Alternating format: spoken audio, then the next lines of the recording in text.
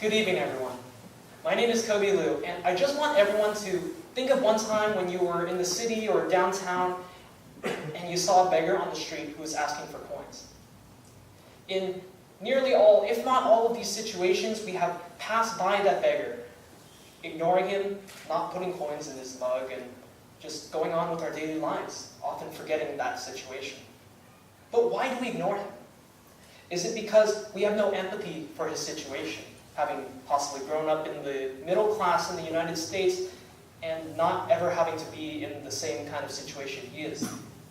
Do we make assumptions about that person, that they would use the money for drugs, for alcohol, or just throw it away on something else? Or do we have fear of that person, that they would try to take advantage of us, or that they're dangerous? Everyone's case will be different because everyone leads different lives. But the main themes in this situation are self-interest, interest in ourselves, prevent us from giving coins to him.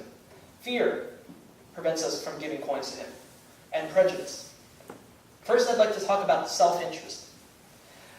The recent deportation targetings and Muslim nation travel ban have that theme of self-interest immediately. In fact, President Trump's policy titled America First suggests a focus on oneself, focus on America's needs before everyone else. And there is a natural instinct of survival where humans naturally need to interact. You must invest in yourself in order to advance yourself up the social ladder. But the United States has not been struggling. In fact, in its very short history, it's become a growing superpower, especially during the post-World War II era. So in fact, these deportation targetings and the travel ban, in fact, hurt the United States more than it's gained, especially in the case with the terrorists, where supposedly locking out the terrorists would solve the problem, but it only gives the terrorists more of a reason to fight against the United States. In fact, I'd like to bring in the Chinese Exclusion Act, and the internment of Japanese Americans are all out of the United States government's self-interest. But they're also out of fear, in addition to self-interest. Individuals have a justified reason to fear the Chinese of taking away the jobs, fear of the Japanese feeding information to Japan. But their reason to adopt it into policy is not justified. A reason to react with such unnecessary behavior. In the long term, the government is being an example, showing an example to the people, that they can take their problems, lock it out, and not have to worry about it anymore. Now this right here is an illustration of self-interest, where focusing on ourselves, we see that once the problem is gone, we don't have to worry about it anymore.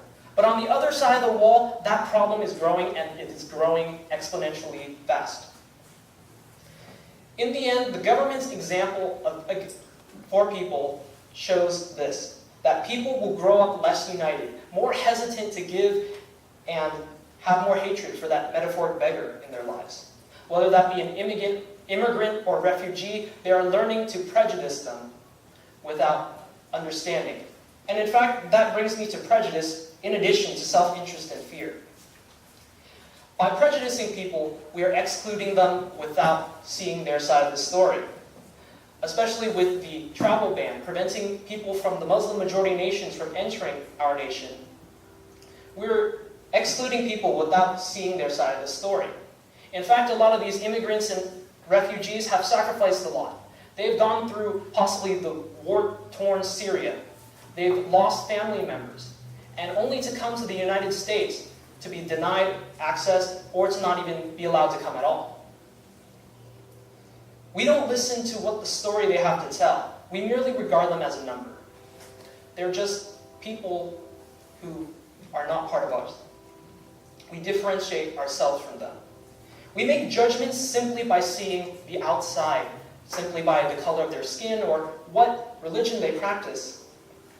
This is not acceptable.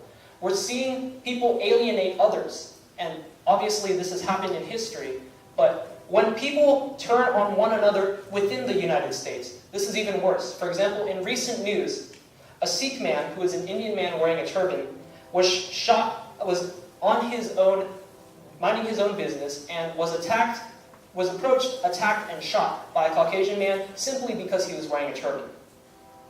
And this was because he appealed to the appearance and stereotype that was being assumed of him. But in the end, we may never see that beggar again. We may never hear his story, understand what he had to go through, or how he ended up. But that beggar is a human being. That beggar deserves a chance. And that beggar still has a future.